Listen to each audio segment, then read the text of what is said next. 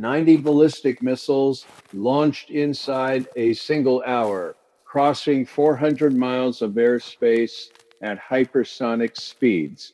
That's not a warning shot. That's a message written in fire. On the night the barrage hit, Iron Dome batteries lit up the sky above Tel Aviv. Air raid sirens ran from the Negev to the Golan. And in trading rooms from London to Singapore, risk models began doing something they rarely do.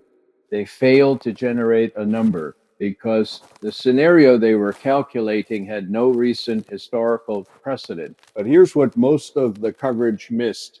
The missiles weren't the most consequential part of the story. What came after, the document, the list, the 6 names, that's what should have every investor, every defense analyst, and frankly, every person who uses the internet paying close attention right now. The Islamic Revolutionary Guard Corps released a formal target list, and on it, sitting alongside military installations and command facilities, were the names of 6 American technology corporations: Google, Microsoft, Nvidia, IBM, Oracle, and Palantir. This is not a threat. It is a declared military posture, and it changes the strategic map in ways that go far beyond the Middle East. What you're about to hear is not a breakdown of who fired what at whom. You can get that anywhere. What this episode is going to do is something the cable news cycle won't, because it doesn't have the patience or the institutional memory for it. We're going to trace the logic that led to those 6 names appearing on an IRGC target document. We're going to look at what happened to Amazon Web Services infrastructure in the Gulf, a story that received almost no serious Western coverage, and explain why it matters enormously for how this conflict now behaves. And we're going to examine what Pax Silica actually means, where it came from, and why it transformed commercial technology companies into what the IRGC now classifies as dual-use military assets. Then we'll turn to the market, because the financial implications of this shift, tech equity valuations, oil pricing, insurance underwriting, are real, they're immediate, and most retail investors have no framework for thinking about them. This is what the picture looks like when you pull back far enough to see the whole frame. Let's start with the operational facts, because the numbers matter. 90 ballistic missiles is not a symbolic gesture. To put it in context, Iran's October 2023 barrage involved roughly 180 drones and missiles combined, and that attack was widely described as the largest direct Iranian strike on Israeli soil in history. This barrage of 90 ballistic missiles, not drones, ballistic missiles, represents a significant doctrinal shift.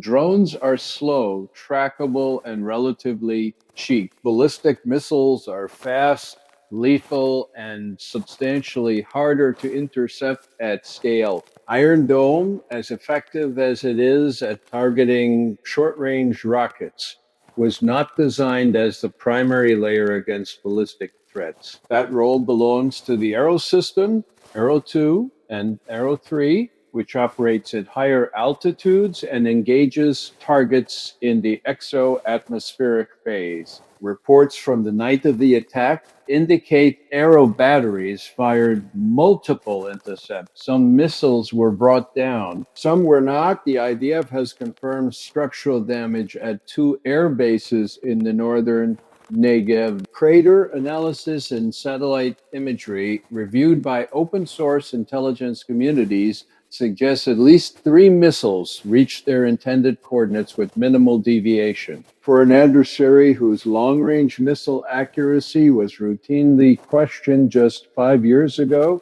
that represents a meaningful advance in terminal guidance capability. What the IRGC demonstrated that night was not just range, it was precision. And precision matters because The next part of the story is about very specific targets. The IRGC document naming Google, Microsoft, Nvidia, IBM, Oracle, and Palantir was not the product of a press office looking for attention. It was a formal strategic communication, and it contained stated reasoning that deserves to be taken seriously rather than dismissed. The core argument runs as follows: these companies are not purely commercial entities. They are, in the IRGC's assessment material, participants in what they call the Pax Silica framework, a doctrine under which American technological infrastructure functions as an extension of U.S. military capability in the region. Let's be specific about what they're pointing to. Palantir is the most obvious case. Palantir's relationship with the U.S. Department of Defense and various intelligence agencies is not a matter of speculation. It is a matter of public record, SEC filings, and the company's own investor presentations. Palantir's Gotham and Maven smart system platforms are used for targeting analysis.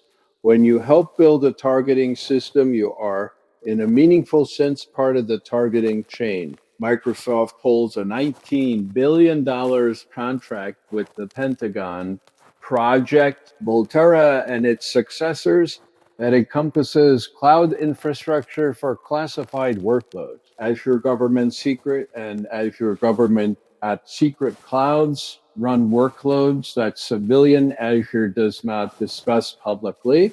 The infrastructure is physically distinct, but the parent company is the same. Google's Project Nimbus, a joint contract with the Israeli government valued at approximately $1.2 billion, covers cloud infrastructure and artificial intelligence services. Internal protests from Google employees, walkouts, open letters, resignations did not alter the contract. The company proceeded. Nvidia's position is perhaps the most structurally embedded. Advanced semiconductors manufactured using Nvidia GPU architecture underpin virtually every serious AI workload in the U.S. military industrial complex today. The H100 chip that powers large language models in consumer applications is the same family of silicon that powers autonomous targeting systems. Hardware does not know the difference between a data center and a defense contract. The IRGC does. IBM and Oracle complete the list for their roles in cloud and enterprise infrastructure that supports U.S. government and defense operations at various classification levels. The IRGC's framing is militarily coherent, even if you dispute its legitimacy as a targeting rationale. They are saying the war is no longer fought only with jets and artillery. It is fought with data, logistics, satellite uplinks, and AI-assisted decision-making. The companies that build and maintain those systems are, in their view, combatants. That is a serious doctrinal claim. It deserves a serious analytical response, not a reflexive dismissal. Approximately 6 weeks before the 90 missile barrage, a drone strike hit a facility in the Gulf region housing Amazon Web Services infrastructure serving enterprise clients across the Middle EO. Since the strike was not widely reported, Amazon issued no public statement attributing the attack to any actor. The U.S. government did not hold a press conference. Regional media covered it briefly, then moved on. But inside the cybersecurity and cloud infrastructure communities, the event generated significant private concern. Here's why AWS infrastructure in the Gulf is not merely commercial. Amazon holds the CIA's primary cloud contract, CIA C2S, the commercial cloud services contract, as well as substantial workloads for other U.S. agencies operating in the region. the physical infrastructure that serves a regional enterprise customer and the infrastructure that serves a classified U.S. government workload can sit in the same availability zone, connected by the same backbone, cooled by the same systems. When you strike a data center, you are not necessarily targeting a specific workload. You are targeting the physical substrate that all of those workloads share. The AWS incident established something important. It demonstrated that the adversary has both the intent and the capability to reach commercial infrastructure in the Gulf. It was a test. The results apparently were sufficient to encourage a formal expansion of the target doctrine. The IRGC watched what happened, they watched what didn't happen in response, and they drew conclusions. Pax Silica is not a term that originated in the Pentagon. It emerged from academic and strategic policy circles as a shorthand for a 21st century version of what Pax Americana described in the 20th. American hegemony maintained not primarily through military forward deployment, but through control of the digital and technological infrastructure on which global commerce, communication, and governance now depend. The logic is straightforward. If you control the undersea cables, the cloud platforms, the satellite networks, the semiconductor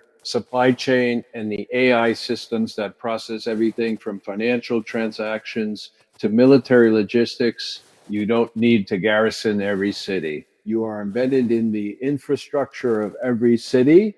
From a U.S. strategic standpoint, this has enormous advantages. It is less expensive than maintaining large forward deployed forces. It is less politically visible, it scales, and it generates revenue, which means the private sector has every incentive to participate and expand.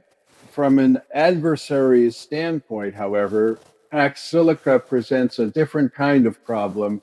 It means that the adversary cannot fight the United States by simply targeting soldiers or ships or planes. The adversary has to think about who is running the servers, who is providing the AI, who is managing the logistics backbone.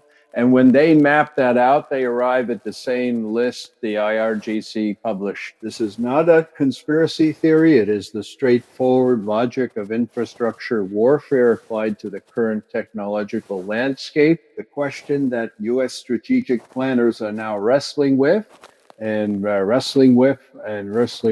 urgently is, can you defend commercial infrastructure at the same standard you defend military infrastructure? And the honest answer, which no one in an official capacity will say publicly, is no.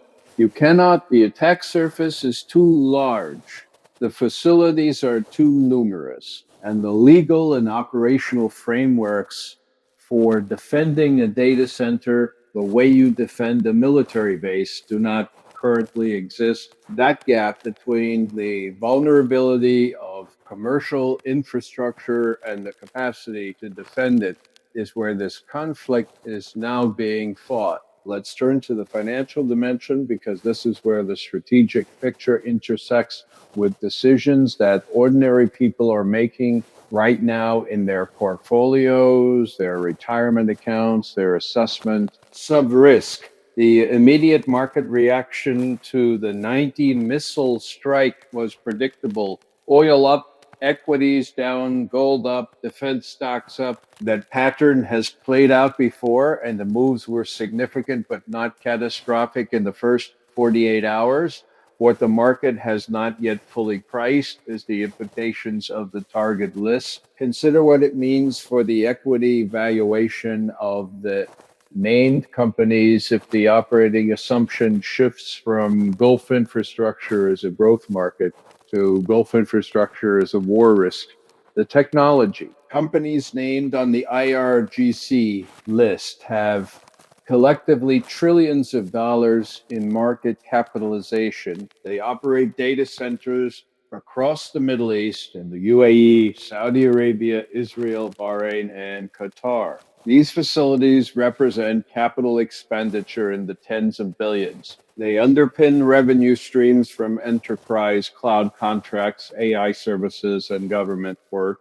Insurance underwriting for infrastructure in conflict adjacent zones is already under pressure. Lloyd's of London syndicates have been quietly revising their models for Gulf region commercial property since the Strait of Hormuz incidents of 2019. The AWS strike, once it circulates properly through underwriting communities, will accelerate that repricing. For oil, the 19-missile barrage sent Brent crude up sharply in the hours after the attack. If this conflict expands toward infrastructure near Hormuz, and the IRGC's target list suggests a doctrine that is not restricting itself to Israeli geography, the risk premium built into oil prices has significant room to move higher. A 10 to 15% supply disruption through Hormuz, even temporary, would send Brent above $110. For defense equities, the named targets on the IRGC list will accelerate procurement, not just kinetic defense systems, Arrow upgrades, Patriot upgrades, TAD expansions, but cyber defense infrastructure, the hardening and the specific technologies that protect data centers in contested environments. Companies in that space are already moving. For the broader technology sector, the risk calculus for international expansion just changed.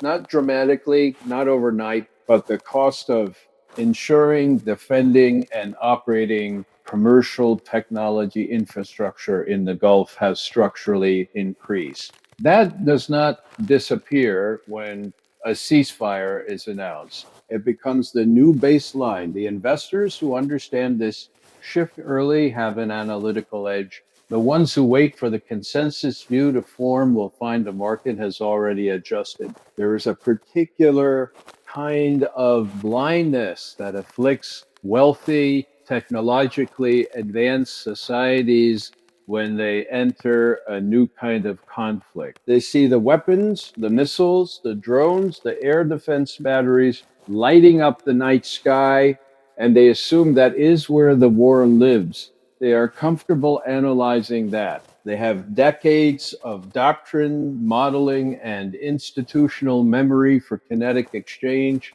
What they are less comfortable with is the possibility that the adversary has understood something they haven't fully absorbed, that the most consequential infrastructure in a 21st century conflict is not a military base, it is a data center, it is a semiconductor fab, it is a cloud region running workloads that no one publicly acknowledges. The IRGC's target list is, in a strange way, a more sophisticated strategic document than much of what gets produced in Washington policy circles. It demonstrates an understanding of how American power actually functions in the region, not just through carriers and air bases, that through the invisible architecture of computation and connectivity that everything else depends on, whether you view Iran as it depends on, whether you view Iran as a threat, as a rational actor responding to what it perceives as existential pressure, or as something more complicated, the analysis doesn't change.